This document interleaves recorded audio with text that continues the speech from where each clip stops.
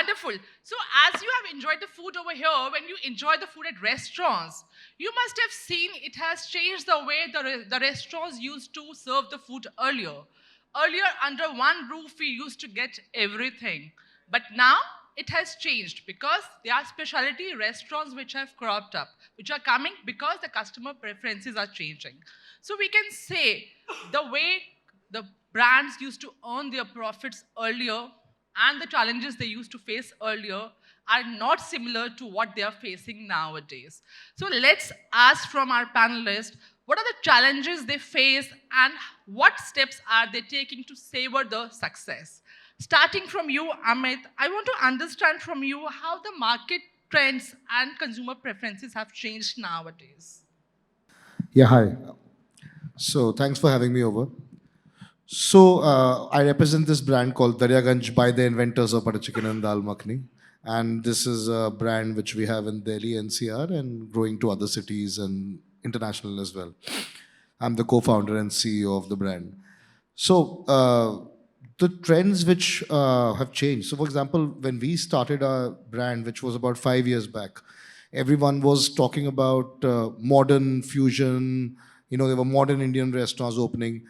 But I always believed that, we should, I believe that we should always do something which the market is not doing. At that time, I saw a trend upcoming where people would want to go back to classic, classic Indian food. And sometimes you have to just go back to your roots. And the best part about what classic Indian food I could understand was based on fresh ingredients. And that is something which has become a very strong trend these days. People prefer having fresh food over processed, and or even in some restaurants the food is half processed, and maybe finished at the restaurant. Now people want more of fresh food. So that's a trend I actually saw before, saw a few years back, and now it's quite a trend. The people will ask you, what kind of ingredients are you using in your food? And are these, are these safe? Are these fresh? So this is what we did in Daryaganj. We went back to the class. So my partner, Raghav, his grandfather was the founder of a restaurant in Delhi, and where they invented butter chicken and dal makhani. Must be in the news these days. You must have heard about it. So and we went back to the basic recipes. Like for example, the tomatoes which were used for the butter chicken at that time were there was no blenders or mixers or grinders. So the tomatoes were put into the butter chicken. And it was like more of a coarse gravy, and the freshness would come out when you have it. So a lot of things like that. The chicken was supposed to be, organic chicken. It should not be more than 750 grams. A lot of these things which we applied in it. The butter we used is white butter, hand churned white butter instead of the packet ones. All these things really help. So was one trend, yes, coming back to your question, yes. One big trend is that people are moving towards fresh and organic food. And also delivery has become very strong these days after COVID. All the good brands which did delivery during the COVID times, today they still have, like we maintain about 24% of our sales as delivery.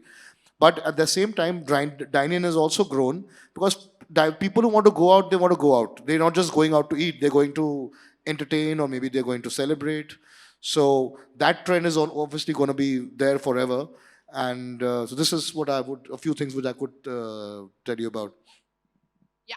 So this is true that consumers prefer fresh ingredients these days, but technology is another thing which has become the main part for every business these days. So Mahesh, I want to understand from you, how are you actually viewing technology, marrying technology with your brand to spell the success for yourself?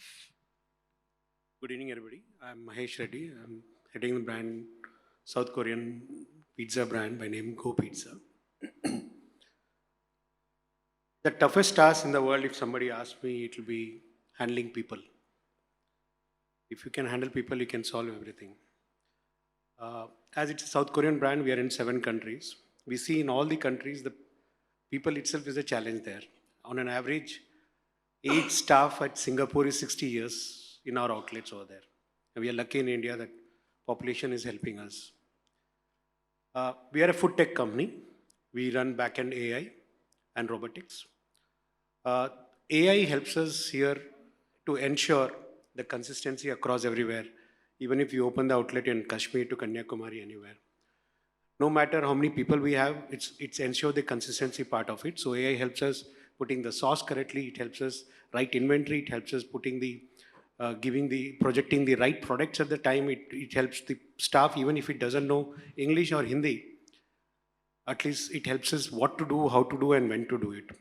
So that's how the food tech, it helps at the back end. And this is helping us to reduce the opportunity, but uh, increase the opportunity in scaling up.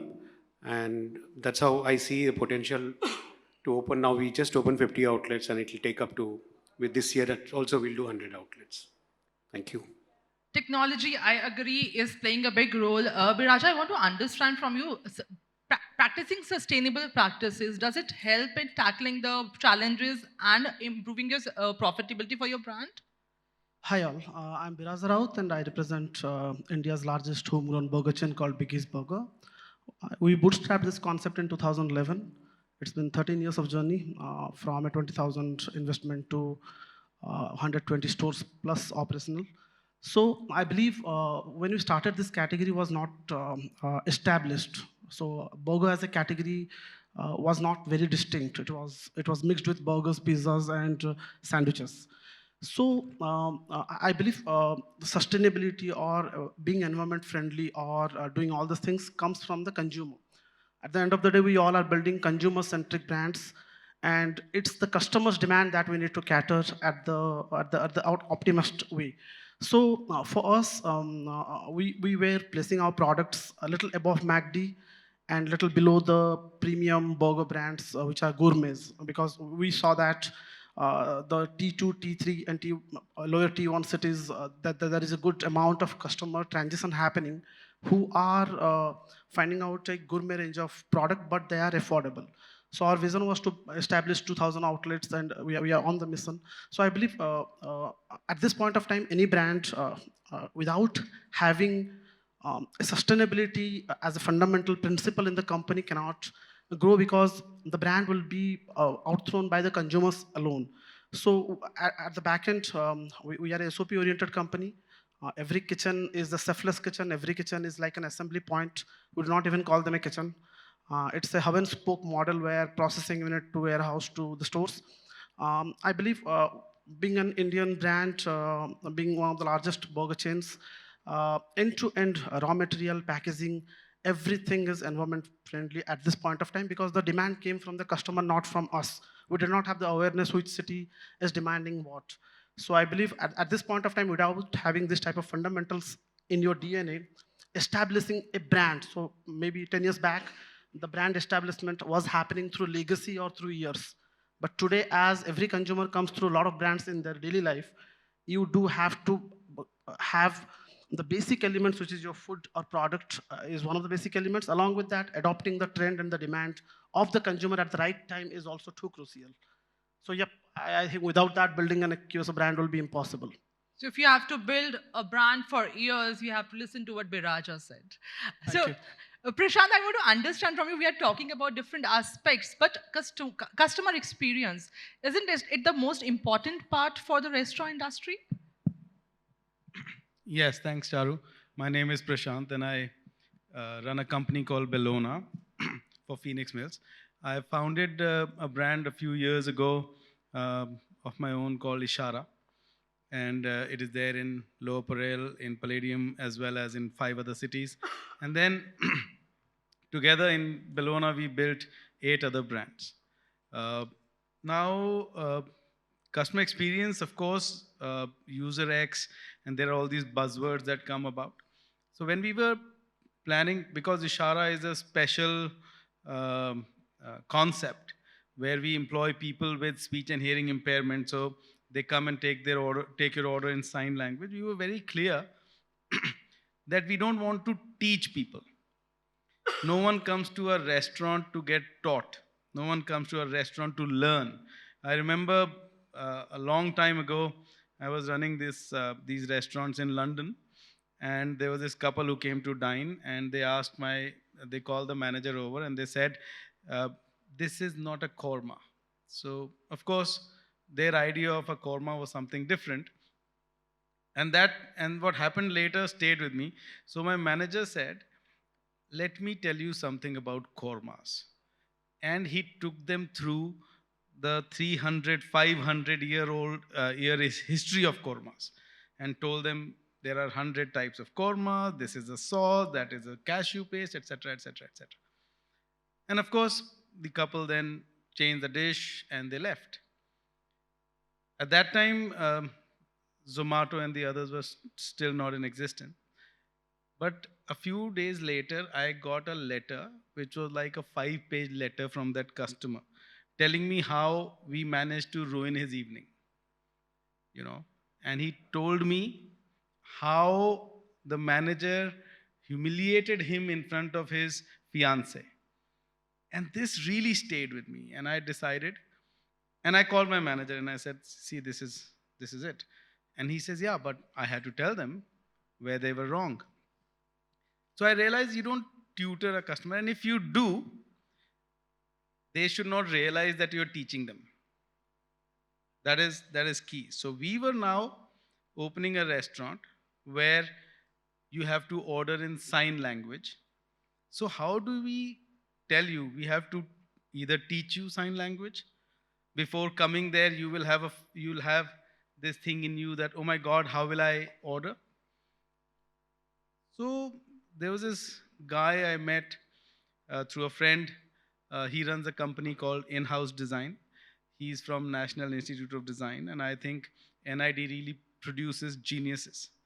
So I sat down with him and I told him, I said, see, his name is Chaitanya. I said, Chaitanya, I want to convey a few things to my customer without making him feel tutored. So, and I told him the concept, etc. He bought into it, and then he left. And then we met about 3 or 4 times. He came up with different ideas, and finally he came up with this idea of making the menu in the form of a matrix. So he made columns and rows. Each column was a particular section. So you could order a dish using 2 signs, the one at the top of the column and the corresponding number sign. So if you're ordering something from the tandoor section, you will do T, which is the sign on the top of the column, and you will do the, if it's the dish number 5, you will do 5, right? And we also wrote on the side that you can order any dish using these 2 signs, or you can just point at the dish. So what we did, we tutored and taught our staff so that the customer experience is seamless. And I think that is very, very critical. Uh, as is said by, somehow being in this industry where I should remember people and names, I forget names because I ended up meeting so many people. So there is this gentleman who is a management guru, and he gave to the world the concept of barriers and barriers to industry and all of that. So I was listening to him to one of his TED talks, and he said, if you want to make any product successful, then there are only 3 things you have to do. And that also has stayed with me forever. And one is you have to know everything there is to know about your product. So I deep dive into every product and I try to figure out everything I have to know about my product, which is food. Number 2, you have to know everything there is to know about your customer. And that is very critical. I was listening to the previous discussion also. It was all about vicinity and who's going to come and shop, etc., etc. You have to know everything there is to know about them. So wherever we are opening a restaurant, we have to know our customer. Only then can you create an experience for them. And number 3 was, you have to know everything there is to know about your employee. So here we were opening a restaurant with these ladies and gentlemen who could not speak or hear. They cannot hear, that is why they cannot speak. So we had to know about them. So the first thing we did was learn sign language ourselves. So learned sign language, met them, met their parents, met their teachers, met their community, discussed with them, and in that I realized that yes, we can open a restaurant with them because they have the three basic traits that any restaurateur, any restaurant employee really should have. One is that they smile. See, inherently, humans don't smile, and when they are at work, they never smile. It's a given. You walk into a restaurant and you look at the staff over there, and it is like it's written on their face at times, oh my god, it's 11 p.m, I have to go home, when will you finish? Or oh my god, yet another 2.5 hour service to go through. See, unlike other, if you are selling cars, you get 5 customers a day, and that's it. You show them the car, etc., etc. They buy, they don't buy, don't buy. They try, they take the car out for a drive, etc. And you're almost like doing a favor. So my guy will come with you. He'll come. He'll show you the car. He'll take you around for a drive, etc., etc. In a restaurant, the customer is buying a product without trying it. And there are restaurants which show you photos, etc. But how many times does the product actually match the photo? The French fries never. So that's what happens, right? So here I was talking to these people, talking to their parents, and realizing that they smile. What is a smile? A smile is, you know what, I'm happy you came. It's just that much, right? And then there were these friends of mine who would tell me, they were smiling, but they were not genuine. How does it matter? It was a smile, right? So they smile. They are warm and friendly, which is so important. They are welcoming you, they are warm and friendly. And thirdly, it is aspirational for them. And then there are other traits. They are intuitive, they want to prove a point, that they are better than the rest of us, which I think they are. They are happier, etc., etc. But these 3 points, smile, aspirational, warm and friendly, I think we realize that the user experience will not take much. All we had to do was to break it down. Break it down, that means to change verbal language to visual, for which this gentleman, Chaitanya, helped me out, and we did that.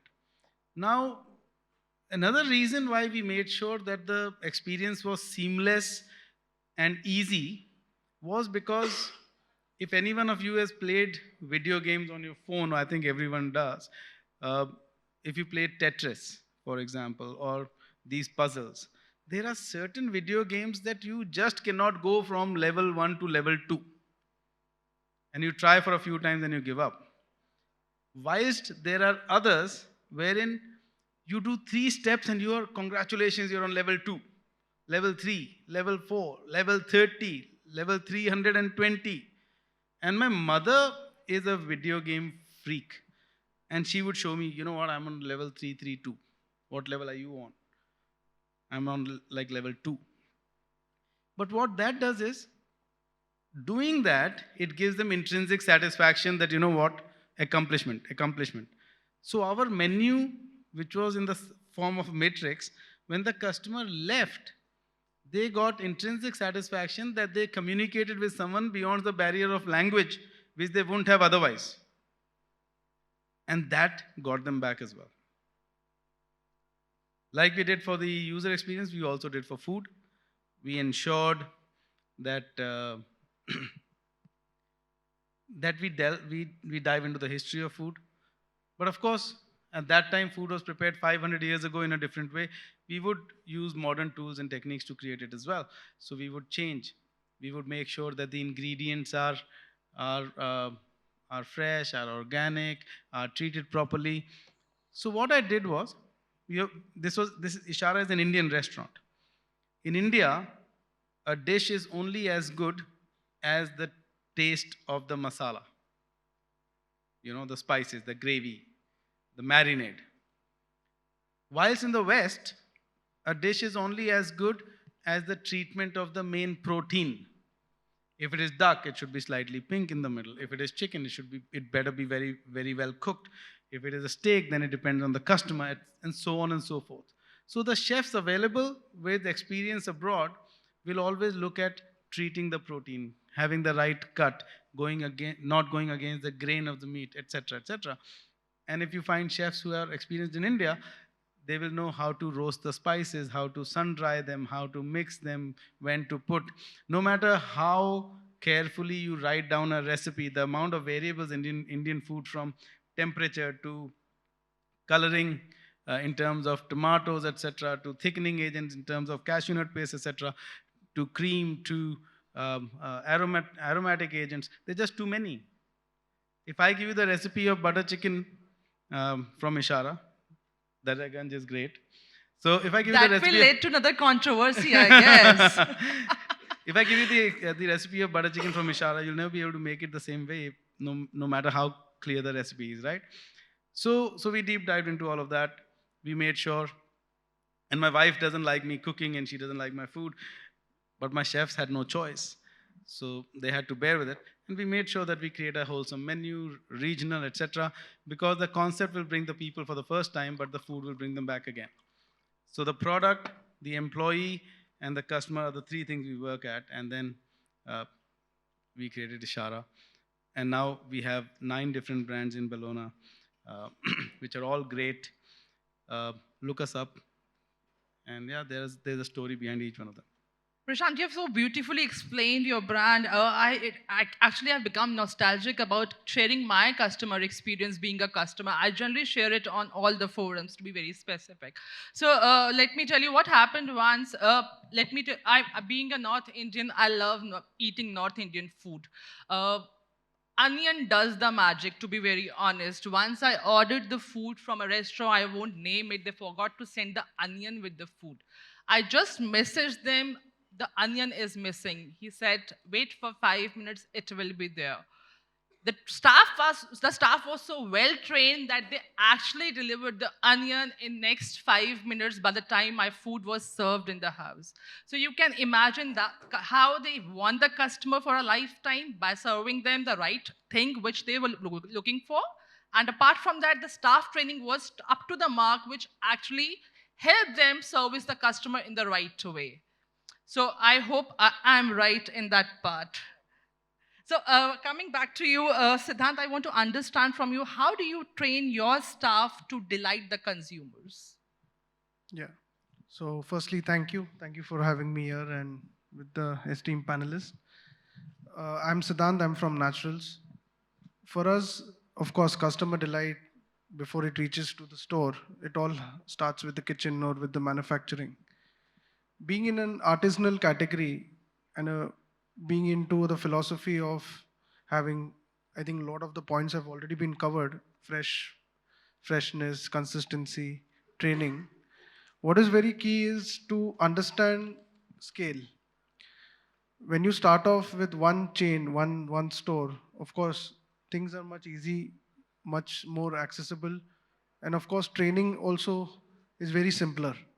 But when you spread across, when you're opening 100 stores, 200 stores, many more touch points, it is very much difficult, especially if you are in an artisanal category. So to solve this, the only way is training and development. But to do training and development, a lot of innovation has to be done. Because customer preferences don't change. They want the same consistent product what they had probably months ago, years ago. So training always definitely plays an important role. And my father, when he started off, he could have started with a restaurant. The goal was to start with the restaurant. The only reason he didn't do it is because he felt he'll be dependent on a chef. Kal chef gaya, pata nahi what butter chicken will turn out to be. So Butter chicken is the talk of the town today. So for him, he wanted a business which he owns it.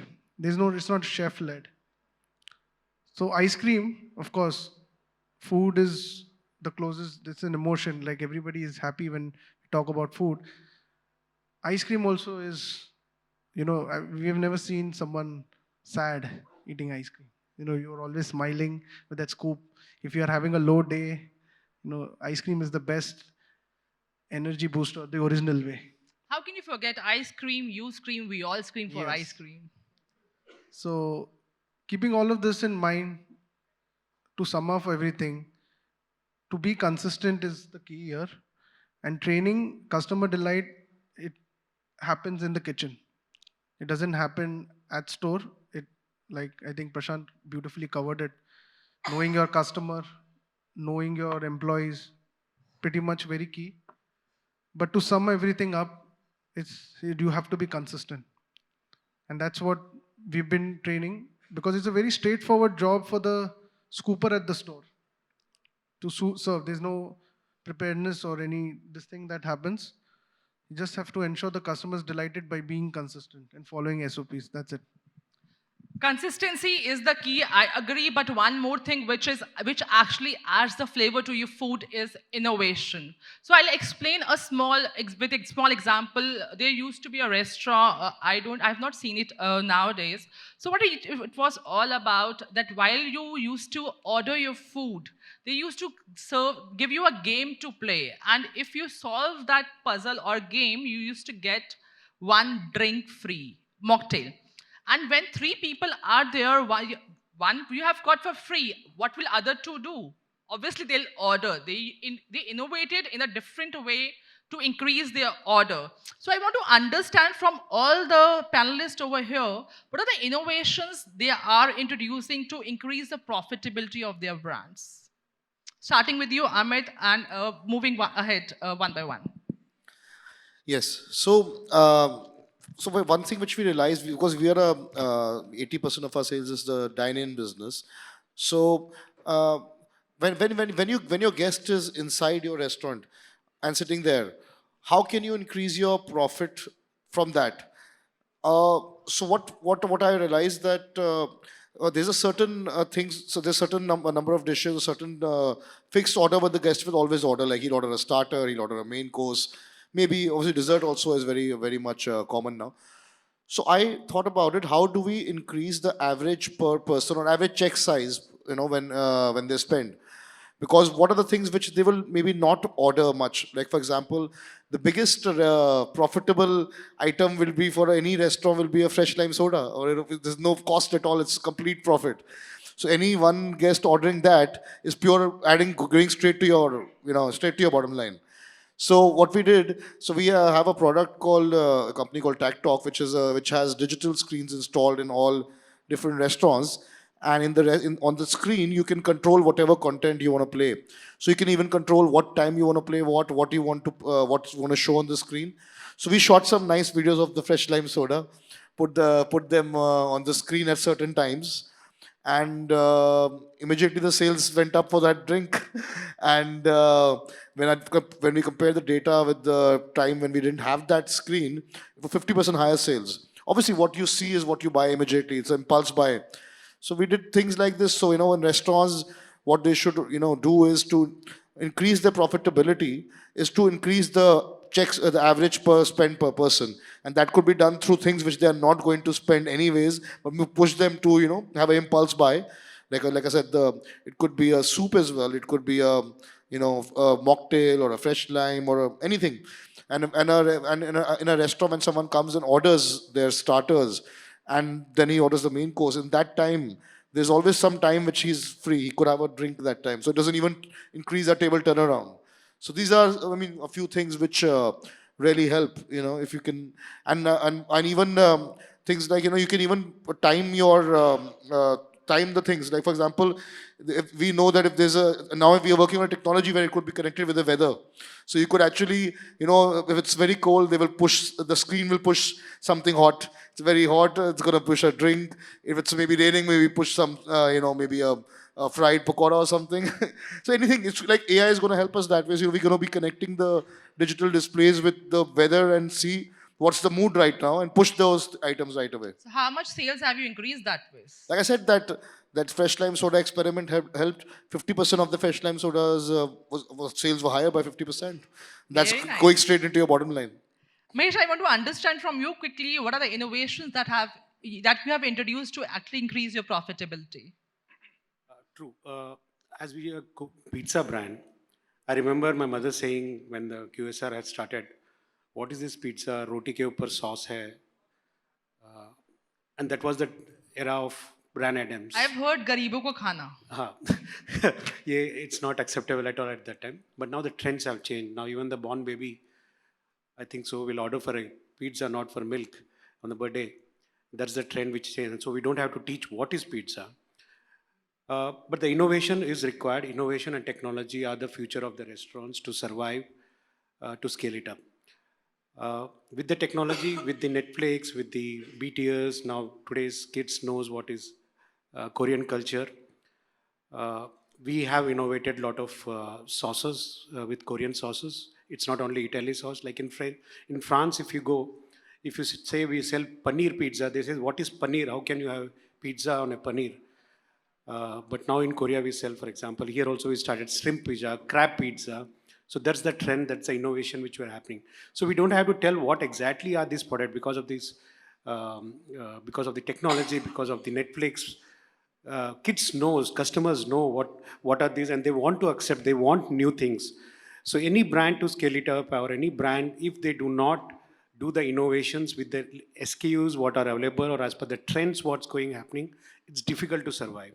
And we have to play, it is not having 100 SKU makes you profit, it is having good categories and less SKU, and with the same SKUs, you play around mixture of it and give a variety in the same SKU gives you profitability. So I feel innovation and technology both has to go parallelly to scale it up, and that's how the profitability will be good.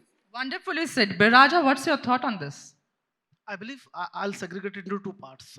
We may say AI, we may say automation. There are a lot of tech terms that you're using, and I think F&B QSRs will adopt to this for the next few years to survive and to take it to the next level, to organize this whole sector.